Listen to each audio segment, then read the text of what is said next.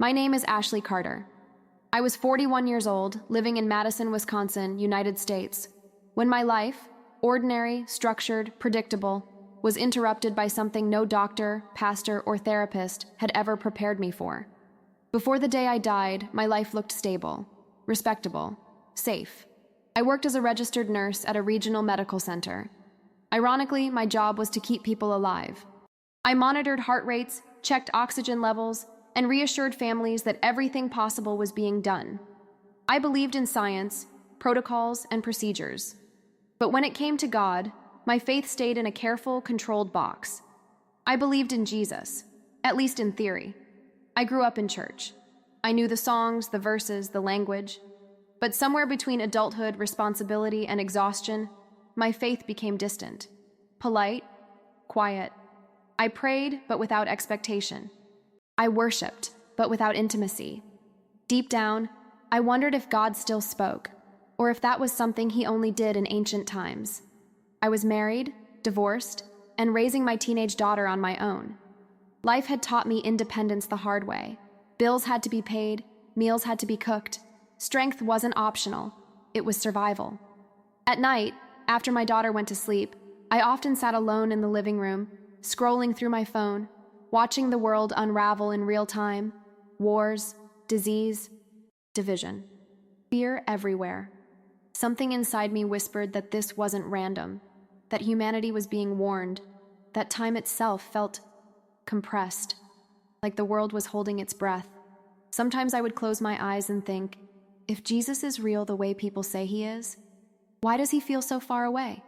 Why does the world feel like it's standing on the edge of something terrible? Those questions scared me, so I buried them. The truth is, I didn't want my faith shaken. I wanted comfort, not confrontation. Peace, not urgency. I wanted God to fit neatly into my schedule, my understanding, my control. And for a long time, he allowed me that illusion. The morning everything changed began quietly. I woke up before my alarm, feeling an unusual stillness in the air. No anxiety, no rush. Just a strange sense of awareness, like my soul was awake before my body was. I remember standing in the shower, letting the water run, when a sudden thought crossed my mind, uninvited and clear. Today matters more than you realize. I shook it off. People don't expect death on normal days. They expect it during disasters, accidents, emergencies, not on a weekday morning with coffee brewing and sunlight coming through the window. I kissed my daughter goodbye, told her I loved her, and reminded her to text me after school. That moment, so ordinary, would later replay in my mind with unbearable clarity. Driving to work, I passed familiar streets, familiar faces. At a stoplight, I noticed a woman in the crosswalk holding a Bible close to her chest. Our eyes met for just a second. She smiled, warm, sincere, almost knowing. For reasons I still don't understand, my eyes filled with tears. At the hospital, I went through the motions, charts, patients, conversations. But the feeling followed me, gentle, heavy, expectant. During my break, I sat alone in the staff lounge and whispered a prayer I hadn't planned. Jesus, if you're real beyond religion, I need you to show me. I didn't hear a voice. I didn't see a sign. But something shifted. Looking back now, I understand this clearly. God was not about to give me an answer. He was about to give me an encounter. I had no idea that before the end of that day, my heart would stop, that I would leave my body behind, that I would stand in a place where time, fear, and doubt could not exist. And I certainly had no idea that Jesus himself would show me what is coming upon the earth, and where some must flee before the tribulation begins. Before we go any further, let me ask you something, and please don't ignore this. Have you felt a growing sense that the world is approaching a breaking point? Do you feel deep inside that God is calling people to wake up, urgently? If you feel that too, write "I'm listening" in the comments. In the next chapter, I will take you to the moment everything went wrong, the accident that separated my soul from my body, the accident that stopped time. I don't remember hearing sirens at first. What I remember is sound disappearing. One moment, I was walking down a hospital corridor, reviewing patient notes in my mind, thinking about what I still needed to do before the end of my shift. The next, everything felt wrong, Not painful, not dramatic, just suddenly unstable, like the world itself had tilted. My chest tightened. I remember stopping, placing a hand against the wall, assuming it was exhaustion. Nurses are trained to push through discomfort. We tell ourselves it's nothing. We finish the shift. We deal with it later. That instinct almost cost me everything. My vision blurred, not black, not dark, just distant.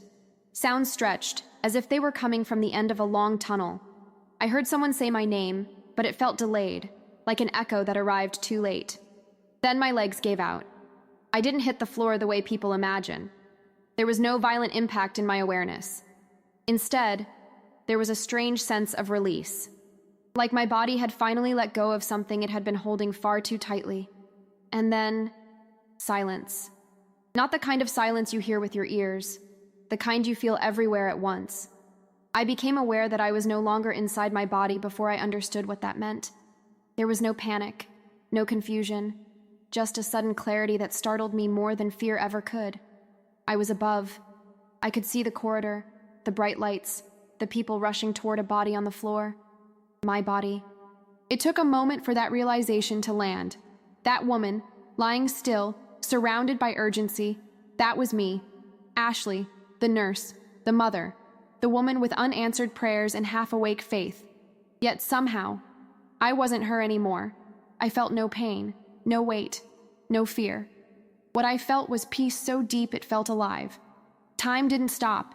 It became irrelevant. Seconds and minutes lost their meaning. Everything existed in a single, complete moment. I understood without thinking that whatever had just happened was irreversible from a human perspective. I was dead, and I was okay.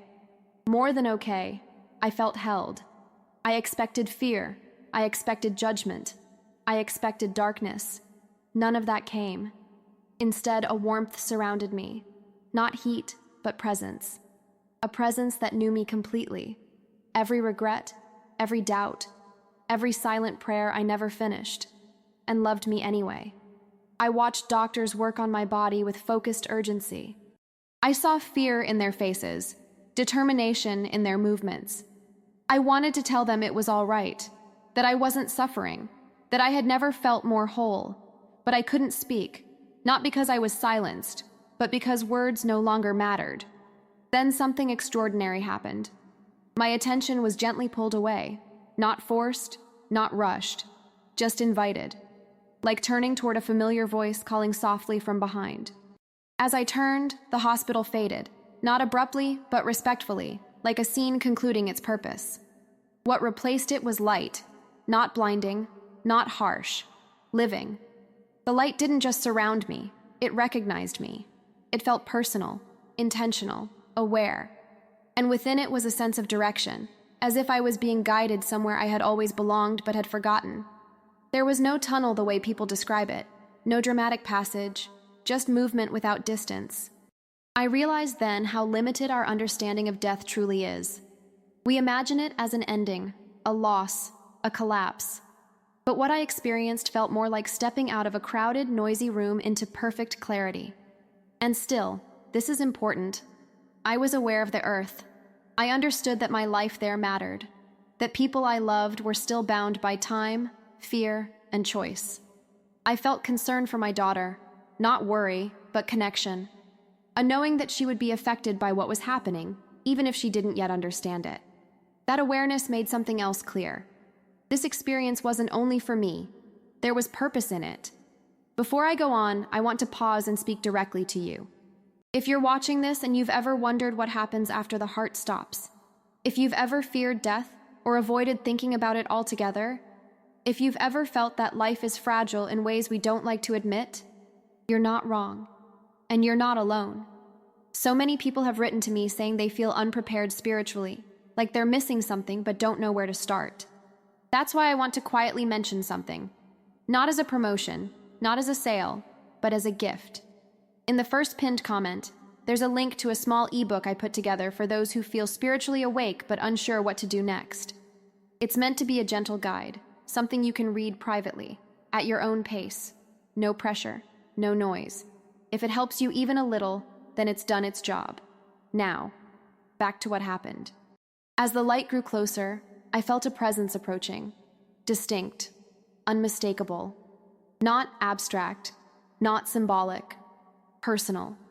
And before I could even form a thought, I knew I was not alone, and I was about to meet Jesus. Pause here with me for a moment. Have you ever felt that death might not be the end, but a beginning we're not prepared for? If this resonates, write "I believe there's more" in the comments. In the next chapter, I'll tell you what it felt like to be fully outside my body, and why fear no longer had any power over me. Leaving my body and entering a peace I never knew existed. The moment I fully realized I was no longer inside my body, something unexpected happened. I relaxed. There was no panic, no desperate urge to go back, no fear of the unknown. Everything I had imagined death to be, cold, lonely, frightening, collapsed instantly. What replaced it was a peace so complete that it felt more real than anything I had ever experienced while alive. I was aware of myself, yet free from weight, free from pain, free from anxiety. It's difficult to explain this without human language failing me, but I'll try. My thoughts were clear yet effortless. I didn't think. I knew. Understanding came instantly, without reasoning or doubt. Questions I had carried for years dissolved before they could even be asked. I understood that my body was never truly me. It was a vessel, a temporary home, and I had stepped outside of it. I could still perceive the physical world if I focused on it, but it no longer pulled at me. It felt distant, fragile, almost unreal, like watching a storm through thick glass, knowing it could no longer reach you. What surrounded me now was awareness and peace, not emotional peace, not relief, perfect peace. It didn't fluctuate, it didn't fade, it didn't depend on circumstances. It simply was. I realized then how much fear controls human life. Fear of loss, fear of death, fear of not being enough. And yet, here, outside the body, fear had no language. It could not exist in this state. I felt known, completely. Every mistake, every regret, every silent moment of doubt. Nothing was hidden, yet nothing was condemned. That alone broke something open inside me. I remember thinking, so this is what it feels like to be fully seen and still loved. As I moved, though movement isn't the right word, I became aware that this place wasn't empty. It wasn't abstract. It was alive with presence. Not crowds, not noise, but intentional awareness. And I understood something important. I was not drifting. I was being guided. There was direction, purpose, gentleness. No force, no urgency, just certainty. The kind that doesn't need explanation. And then it happened. The peace deepened. If peace had levels, this was something beyond anything I had known. It felt as if I had entered the source of peace itself. The closer I moved, the more my identity became clear. Not Ashley the nurse, the mother, the woman with responsibilities, but Ashley the soul. Eternal, chosen, loved. I realized how distracted life on earth keeps us. How noise, survival, and fear dull our awareness of what truly matters. In that moment, I understood why so many people live restless lives. They've forgotten who they are. And then a thought, not mine, yet fully understood, settled gently within me. You were never meant to live disconnected from me. That realization alone was overwhelming. I didn't see Jesus yet, but I felt him.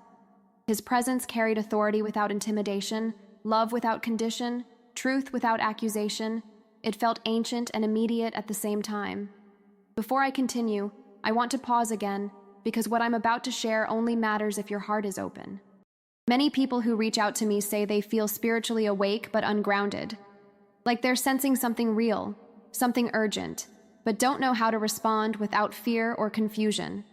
That's why, once again, I want to gently remind you.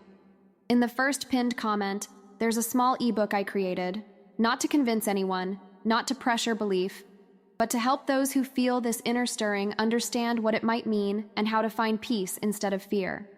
Think of it as something left on your path, not an obligation, just an open hand.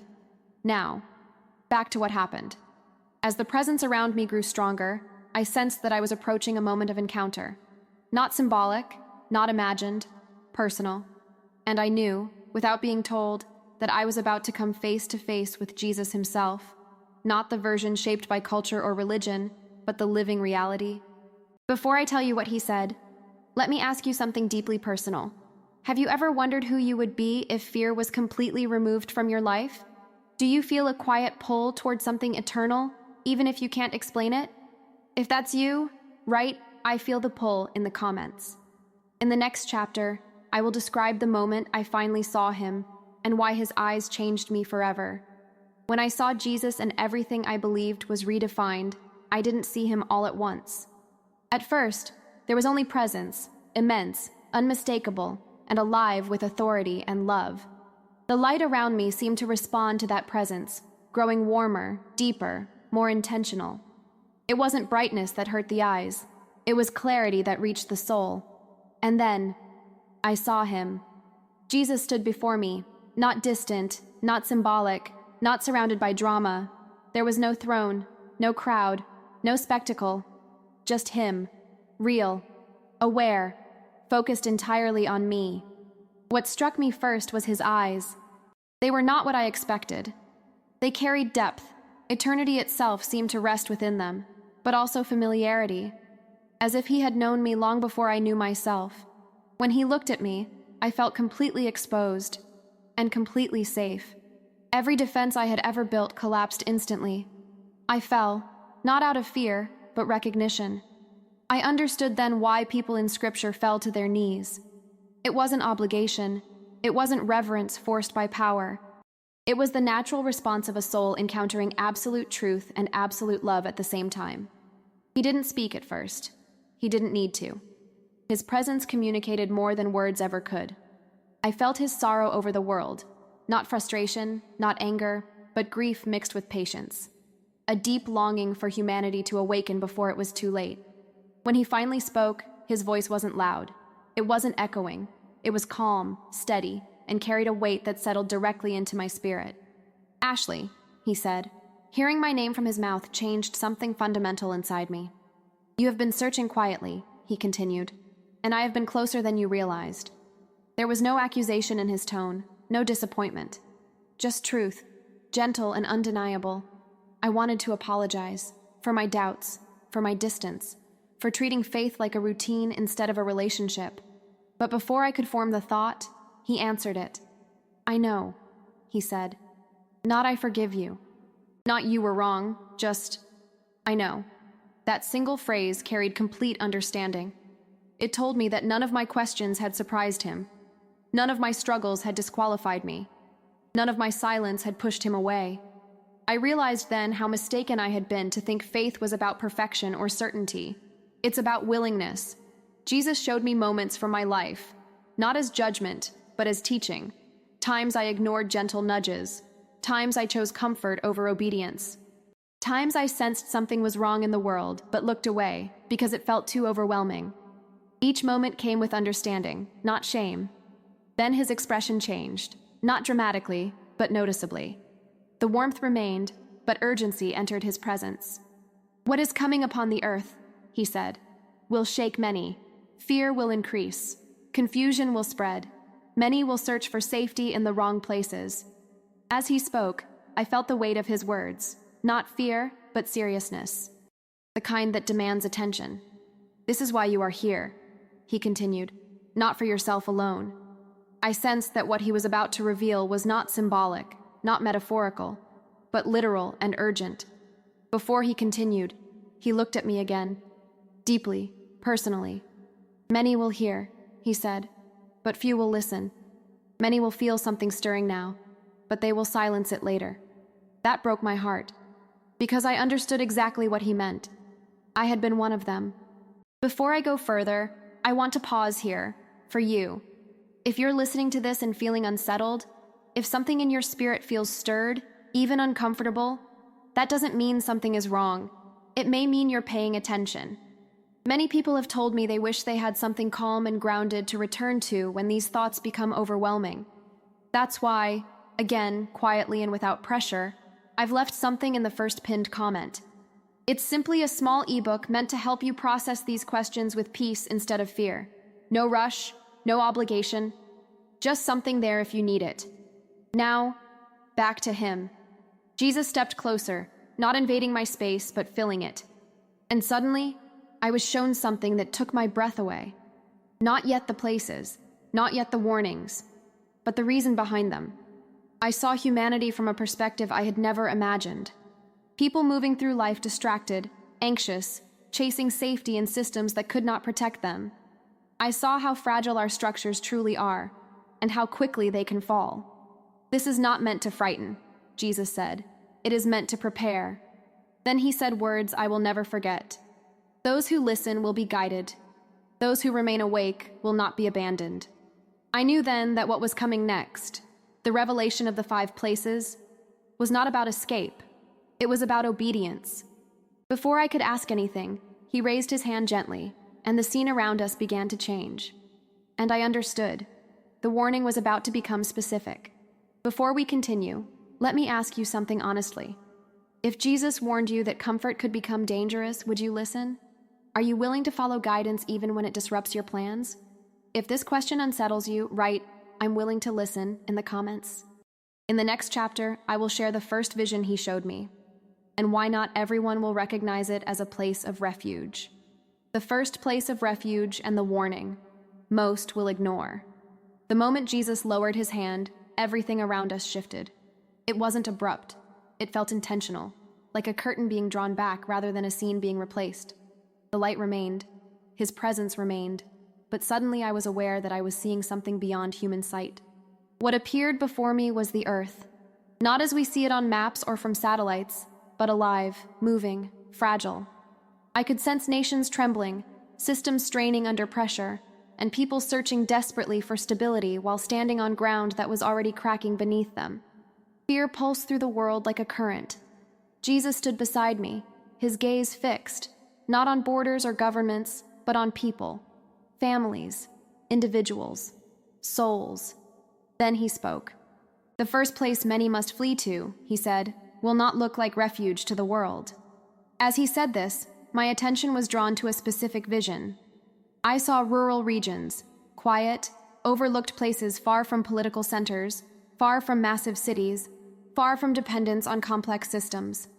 These were not glamorous locations, no towering buildings, no advanced infrastructure, just land, simplicity, and separation. At first, I didn't understand.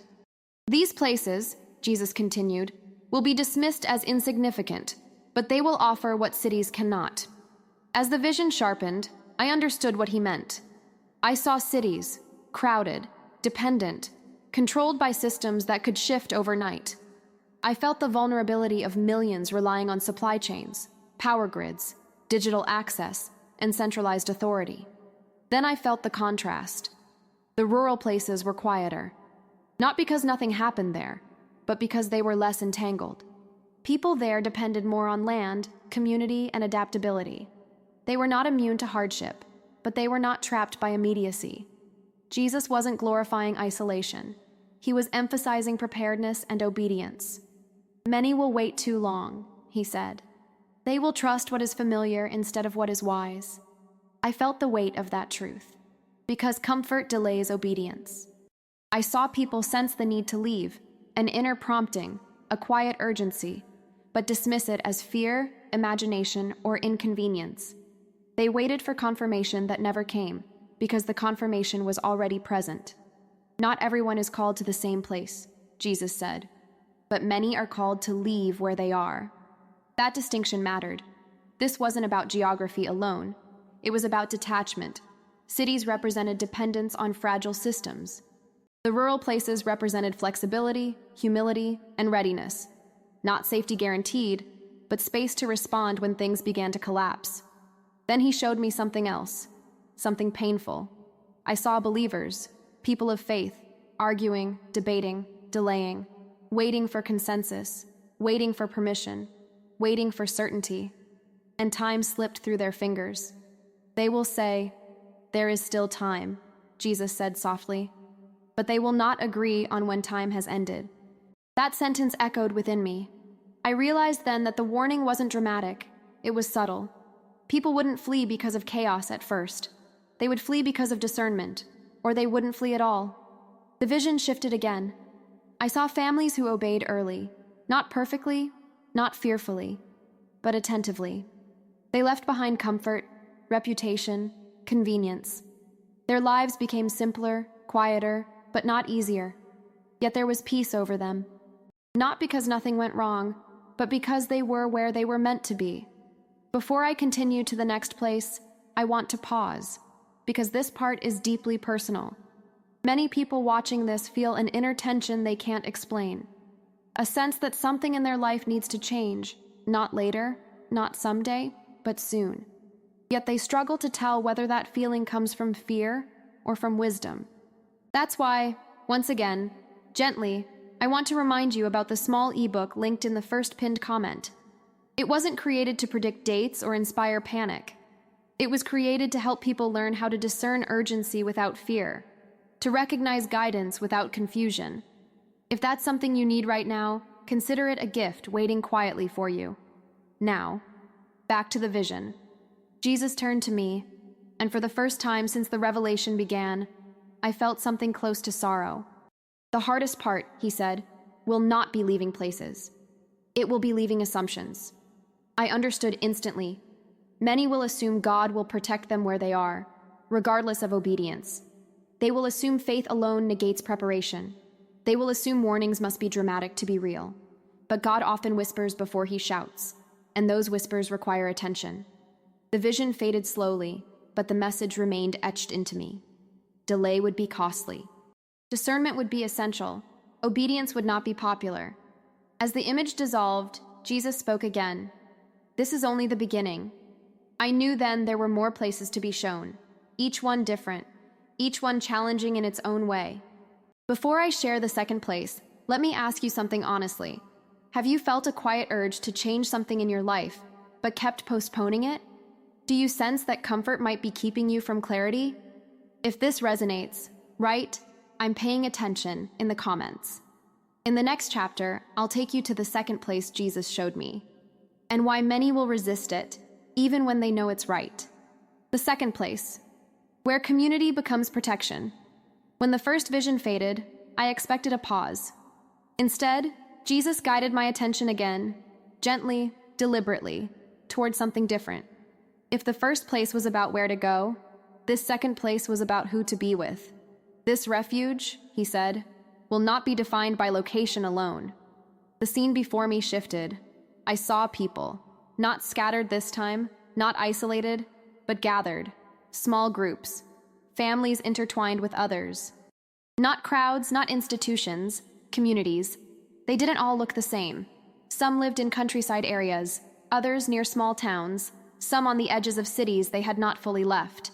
What connected them wasn't geography, it was unity of spirit.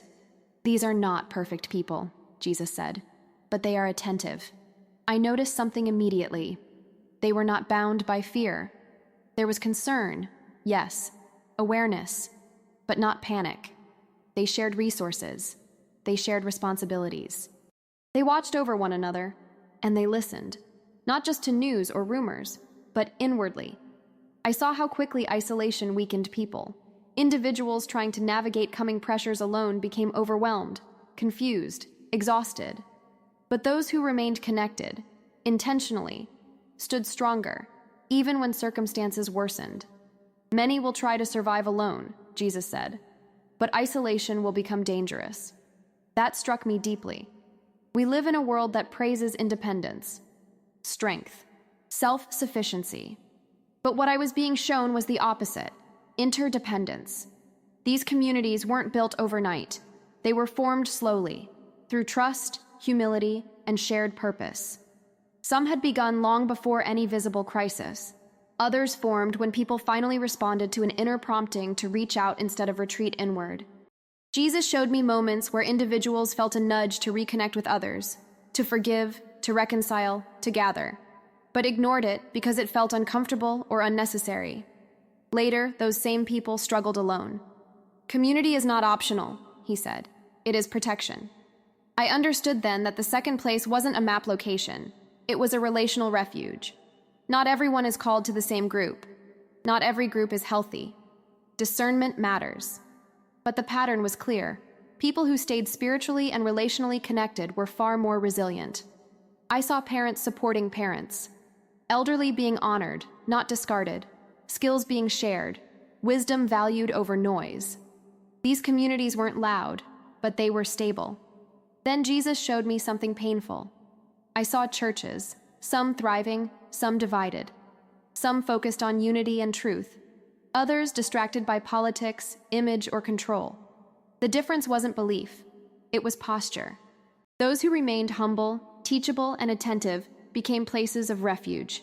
Those obsessed with authority or appearances fractured under pressure. This will confuse many, Jesus said. They will mistake familiarity for safety. That line stayed with me. Just because something feels familiar doesn't mean it will sustain you. Before the vision moved on, I noticed something else about these communities. They weren't hiding. They weren't hoarding. They weren't withdrawing from the world in fear. They were preparing quietly, relationally, spiritually. And when difficulties came, they adapted. Not because they had answers, but because they had each other. At that moment, I felt an unexpected emotion rise within me. Grief. I realized how often I had kept people at a distance, how independence had become a shield, how many opportunities for connection I had postponed because life felt too busy, too complicated. Jesus turned to me. Many will wait until pressure forces them together, he said. By then, trust will be harder to build. That wasn't condemnation, it was warning. Before we continue, I want to pause here again, for you. Some of you watching feel a pull to reconnect with family, friends, or people of faith, but something keeps stopping you. Pride, fear, past wounds, or simply not knowing how to begin. That's why, once more, I want to quietly point you to the first pinned comment. The ebook there isn't a solution, it's a starting point. A gentle way to reflect, realign, and move toward connection instead of isolation. Consider it something placed along your path. Not pressure, just possibility. Now, back to Jesus. As the vision of community faded, he spoke again, this time with firmness. Those who try to stand alone will grow weary, he said. Those who stand together will endure. I knew then that the next places would require even deeper trust, because what was coming would test not only location and relationships, but identity itself. Before the next vision unfolded, let me ask you something honestly. Are you trying to navigate everything alone when you don't have to? Do you feel an inner nudge to reconnect, rebuild, or reach out, but keep delaying it? If this speaks to you, write "I won't isolate" in the comments. The third place, familiar ground, that will no longer be safe. When Jesus revealed the third place, I felt something tighten within me. Not fear, recognition. The scene that unfolded looked familiar. I saw neighborhoods, suburbs, streets lined with houses that felt comfortable, predictable, safe, places where people had lived for years, sometimes generations. There were schools, shops, routines, memories layered over time. These places, Jesus said, are where many will insist on staying. As he spoke, I felt the emotional weight attached to these locations. This wasn't about strategy or logic. It was about attachment. People didn't stay because it was wise. They stayed because it was theirs. I saw families saying, "Nothing has changed yet." I heard thoughts like, "This is our home. God wouldn't ask us to leave this." I felt the quiet confidence people placed in familiarity. Then the vision shifted. What once felt stable became fragile. Not overnight, not dramatically, gradually. I saw systems strain, local resources thin, tensions rise, trust erode. What made these places comfortable also made them vulnerable, dependency on routines that could no longer be maintained. Jesus spoke gently, but firmly. Familiarity will become a trap. That sentence landed heavily within me. I realized how often we confuse blessing with permanence, how easily gratitude turns into entitlement, how quickly comfort becomes something we defend, even when it begins to cost us discernment.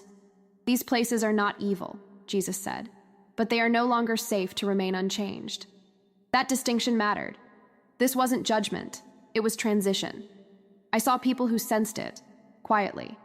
They felt an inner prompting to prepare, to loosen their grip, to consider change. But they dismissed it. We'll wait and see. will move when it's obvious. God will make it clear.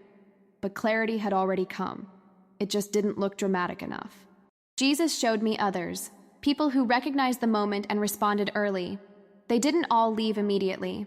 Some prepared inwardly first. Some simplified their lives. Some reduced dependence. Some strengthened community ties. They didn't panic. They listened. The danger, Jesus said, is not in the place itself.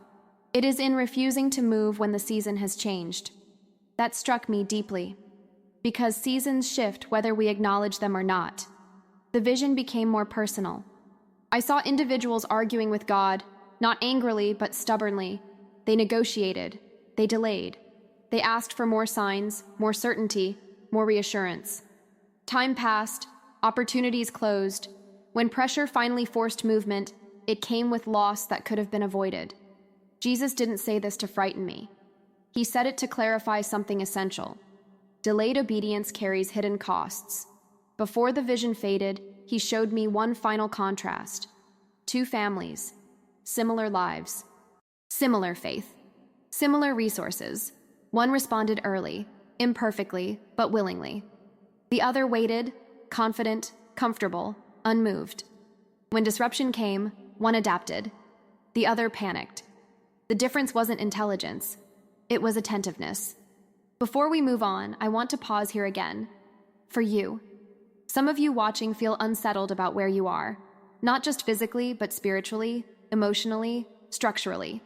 Something feels off, but not broken enough to justify change. That space, right there, is where many people hesitate the longest. That's why, once again, I want to gently remind you about the small ebook linked in the first pinned comment. It was written for moments exactly like this, when something doesn't feel right yet, but ignoring it feels riskier than acknowledging it. No pressure, no urgency imposed. Just something available if you need clarity without panic. Now, back to Jesus. As the image of familiar places dissolved, he looked at me with compassion. Many will ask me to make it comfortable again, he said, but comfort is not my promise. Presence is. That changed everything. I realized then that refuge wasn't about avoiding difficulty. It was about being positioned to endure it without losing faith, peace, or direction. And there were still two places left to be revealed. Places that would challenge identity even more deeply. Before I share the fourth place, let me ask you something honestly. Are you holding on to something familiar even though you sense the season is changing? If God asked you to loosen your grip, not immediately leave but prepare, would you listen? If this speaks to you, write, "I won't cling to comfort" in the comments. In the next chapter, I'll take you to the fourth place Jesus showed me, and why many will misunderstand it completely. The fourth place, where humility becomes the only safe ground. When Jesus revealed the fourth place, I expected another vision of land, people, or movement. Instead, everything grew still. The light around us softened, and for the first time since the revelations began, the focus turned inward. This place, Jesus said, will not be recognized by the proud. I felt a quiet weight settle in my spirit. What unfolded before me wasn't a location you could travel to. It wasn't marked by borders or buildings. It was a posture, one that many would resist because it challenged identity itself. I saw people, believers, leaders, ordinary individuals, standing before moments of decision. Moments where certainty would be stripped away, where control would no longer be possible. And in those moments, only humility allowed passage. This refuge, Jesus said, is found where surrender replaces certainty. I saw how the world would demand answers, quick explanations, strong opinions, confident declarations. Social pressure would reward those who spoke the loudest, who appeared the most certain, who claimed to know exactly what was happening and why. But that certainty would become dangerous. I saw individuals clinging to predictions, timelines, systems of belief they refused to question, not because they were right, but because letting go felt like losing themselves. Pride disguised itself as faith. Jesus showed me how humility, in contrast, created space to listen, to adapt, to be corrected. People who embraced humility didn't always have answers, but they remained reachable. Those who insist on being right, Jesus said, will struggle to be led. That sentence pierced me. I realized how easily faith can turn into rigidity, how quickly belief can become armor instead of openness, and how dangerous that becomes in times of rapid change. The vision sharpened. I saw people entering seasons of confusion, not because God was absent, but because he was redirecting them. Some resisted fiercely. They demanded clarity before obedience. They demanded comfort before trust. Others knelt, not physically, but inwardly. They said, "I don't understand, but I'm willing. I don't see clearly, but I will follow. I don't need certainty, I need you." Those people found refuge. Not because life became easier, but because they could move when movement was required. They could let go when holding on became harmful. They could listen when guidance came quietly. "This place," Jesus said, "cannot be entered with hands full." That image stayed with me. Hands full of pride, hands full of assumptions, hands full of identity built on being right. I saw how humility protected people from deception, not by making them naive, but by keeping them teachable. When false security collapsed, the humble adjusted. When false voices rose, the humble discerned. Then Jesus showed me something painful. I saw sincere believers stumble, not because they lacked faith, but because they lacked humility. They trusted their understanding more than his guidance. They resisted correction. They rejected voices that challenged their certainty. And they became stuck. "This will be one of the greatest tests," Jesus said. Not fear, but pride. Before the vision faded, I felt compelled to look inward. I saw areas of my own life where I had equated confidence with strength, where I had dismissed uncertainty as weakness, where humility felt threatening rather than freeing. And I understood. This place of refuge was not a destination. It was a daily choice. Before we move on, I want to pause here again. For you. Some of you watching feel spiritually stretched. Old answers don't fully satisfy anymore, but new clarity hasn't arrived yet. That in-between space can feel unsettling. That's why, once again, gently, I want to point you to the first pinned comment. The ebook there isn't about having all the answers. It's about learning how to walk through uncertainty with humility instead of fear, openness instead of resistance. It's there if you need something quiet to return to. Now, back to Jesus. As the inward vision dissolved, he looked at me with compassion. "Many will ask for certainty," he said, "but I will ask for trust." I knew then that the final place, the fifth, would be the most challenging of all, because it would require not only movement, not only community, not only humility, but complete surrender of control. Before I share the last place, let me ask you something honestly. Are you more committed to being right or to being led? If certainty was removed, would your faith still stand? If this question speaks to you, write "I choose humility" in the comments. In the next chapter, I will share the fifth and final place Jesus revealed, and why it determines everything that comes after. The fifth place, complete surrender when control is gone. When Jesus prepared to show me the fifth place, everything slowed. Not time, me. It felt as if my awareness was being steadied, like someone gently placing a hand on my shoulder before delivering words that would change everything. I sensed immediately that this final place was different from the others. More demanding, more personal, more costly. "This place," Jesus said, "cannot be fled to." That startled me. I waited for the vision to appear, for land or people or movement. Instead, what unfolded was an understanding so clear it felt heavy. "This refuge," he continued, "is entered when control is released." And then I saw it. I saw people reaching the limits of their plans, not failing dramatically, but arriving at the end of what preparation alone could accomplish. They had moved when guided. They had gathered in community. They had loosened their grip on familiarity. They had embraced humility. And still, something remained. The illusion of control. I saw how deeply humans cling to it, even spiritual people, even obedient people. We prepare, we plan, we calculate, and quietly believe that if we do everything right, we can avoid uncertainty altogether. But the fifth place shattered that belief. I saw situations where no strategy worked, where answers didn't come in time, where outcomes couldn't be predicted or managed. And in those moments, there were only two responses: resistance or surrender. "This place," Jesus said softly, is where many will struggle the most. I watched as some people tightened their grip on plans, on expectations, on how they believed things should unfold. Their fear wasn't of hardship. It was of letting go. Others did something different. They released outcomes, not hope, not faith, but control. They said, sometimes through tears, "I trust you more than I trust my understanding. I will follow even when I don't know where this leads. I am yours, not my own." And in that release, something extraordinary happened. Peace didn't disappear. It deepened. These people weren't spared difficulty, but they were spared despair.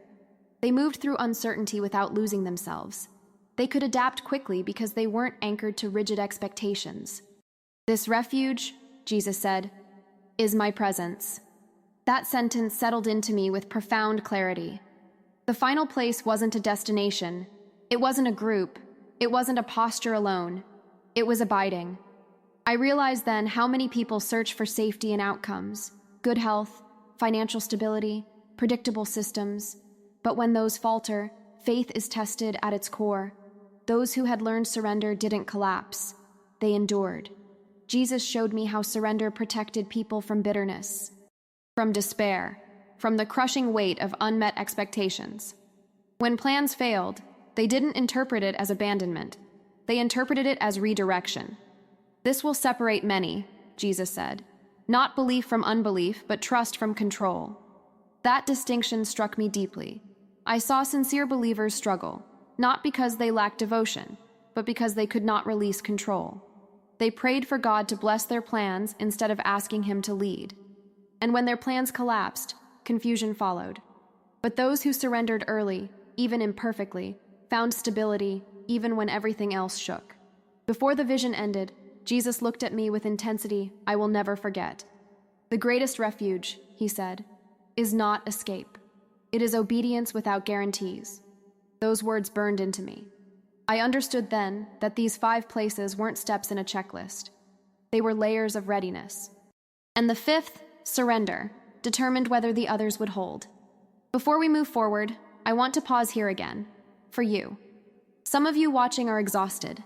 Not because you haven't tried hard enough, but because you've tried to control what was never meant to be carried alone.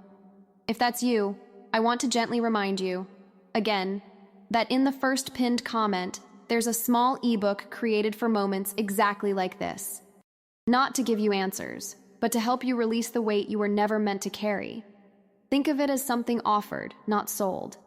Now, back to Jesus. As the final vision faded, I felt a deep stillness settle over everything. I knew the revelations were complete. 5 places, 5 responses, 5 opportunities to listen. And then Jesus spoke words that made my spirit tremble. "Many will hear this," he said, "but only those who respond will be prepared." I knew then that my return was near. But before I was sent back, there was one more thing he needed me to understand, and it would change how I lived forever. Before we go there, let me ask you something honestly. When control is removed, what remains of your faith? If obedience required surrender without explanation, would you follow? If this resonates, write "I surrender" in the comments. In the next chapter, I'll tell you what happened when Jesus said, "It is time for you to return." It is time to return. Coming back was the hardest part. When Jesus said the words, I felt them before I understood them. "It is time for you to return." There was no warning in his voice, no urgency, no sadness, just truth. And yet, the moment he spoke, something inside me resisted. Not out of fear, but longing. For the first time in my existence, I felt completely aligned, completely whole, completely at peace. I didn't want to leave. Not because I feared life, but because I finally understood it. I looked at Jesus, and without speaking, I felt my question rise. Why now? His answer didn't come as words. It came as knowing. There were things I had seen that others needed to hear. There were warnings meant to prepare, not to terrify.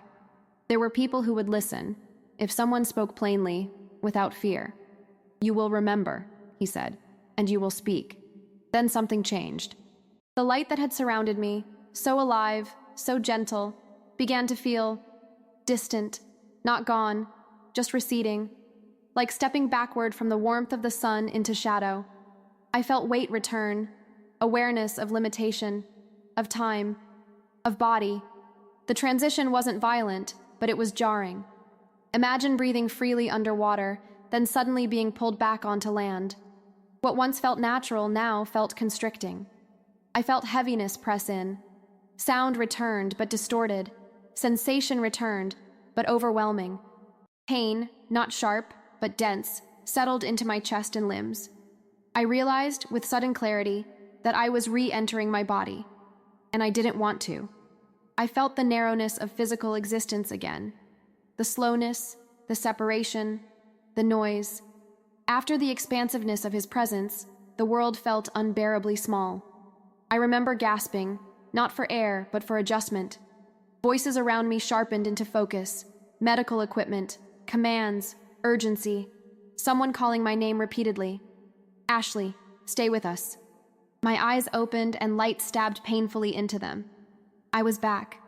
The first emotion I felt wasn't relief. It was grief. Not despair, but deep sorrow at leaving a place where fear could not exist. Tears streamed down my face before I even understood why I was crying.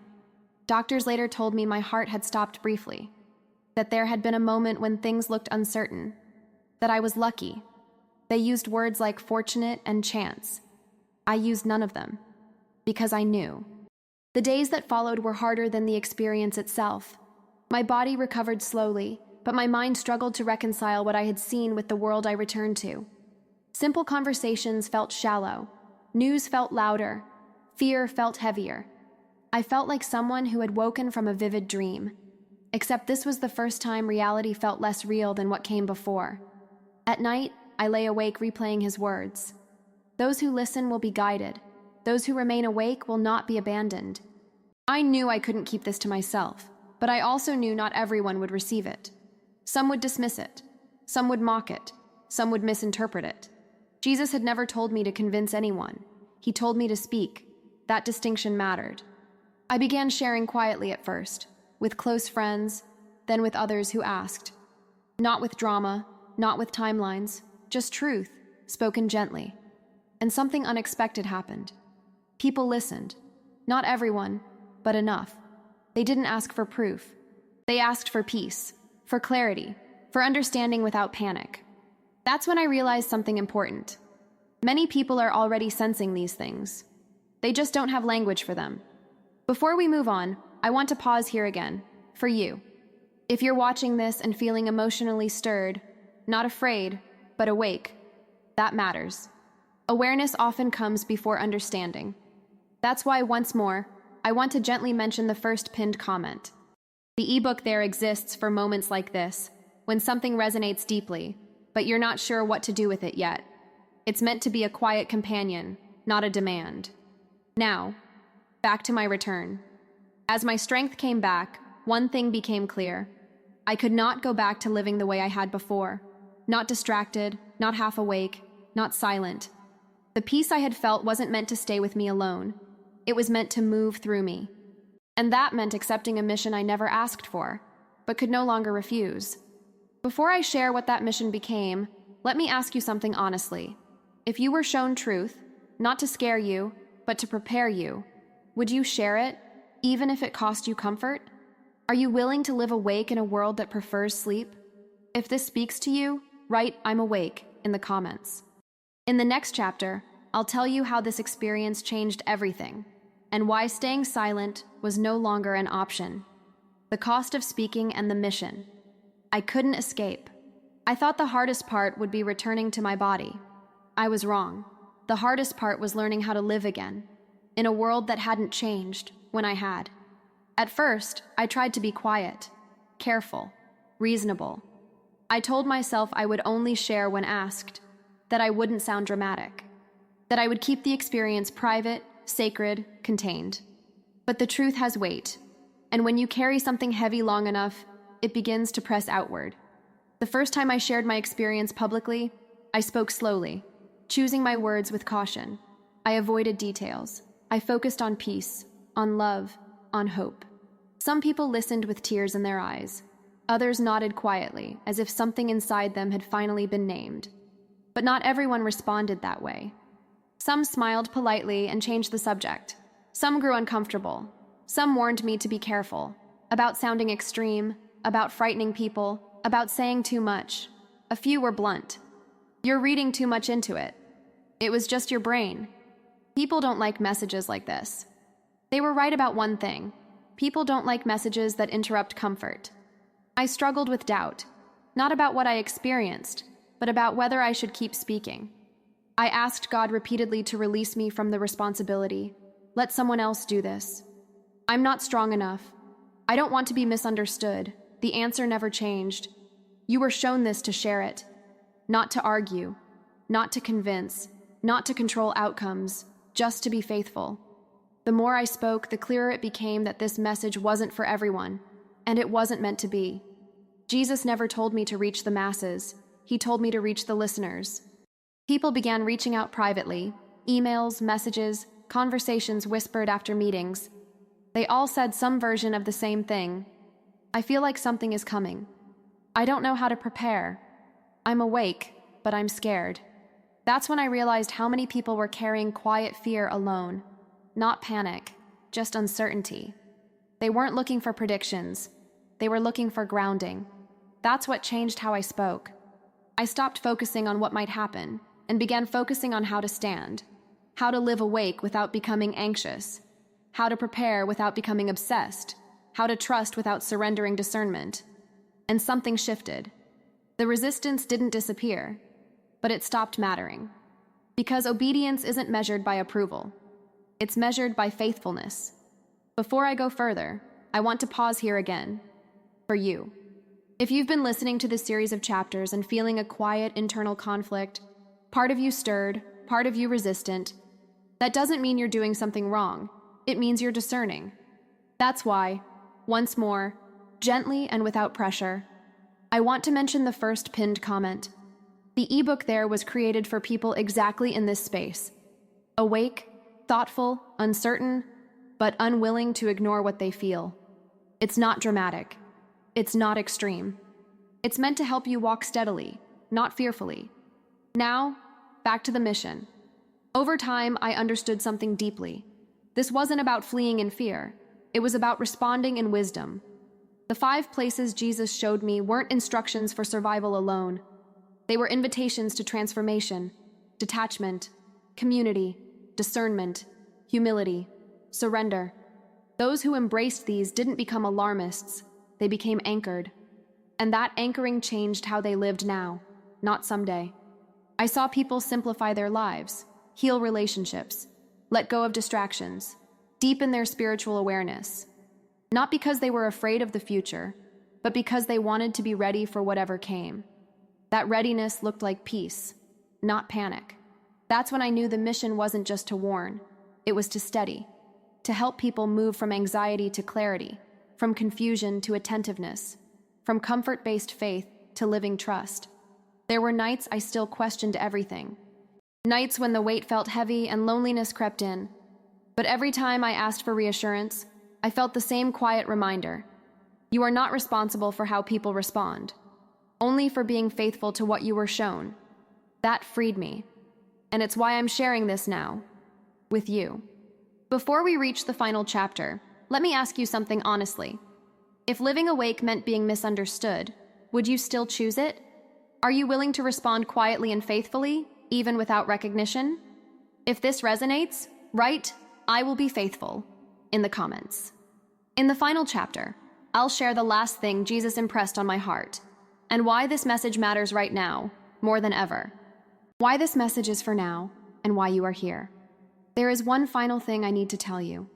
After everything I saw, after the 5 places, after returning to my body and learning to live awake, I understood this clearly.